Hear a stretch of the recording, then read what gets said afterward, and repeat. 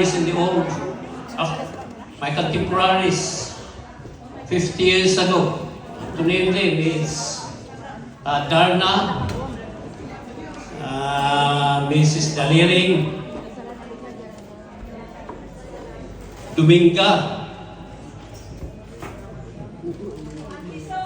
or the others. Linda, and the other one here, Prima, and of course,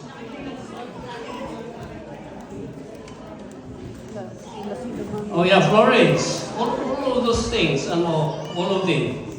I have to apologize if I didn't say any, but I can see my wife as well, who is one of them. Friends, ladies and gentlemen,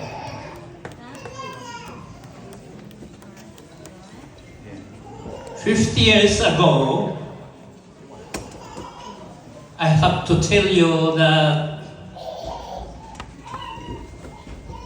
we were here in the United Kingdom. 50 years ago, To me, 70s.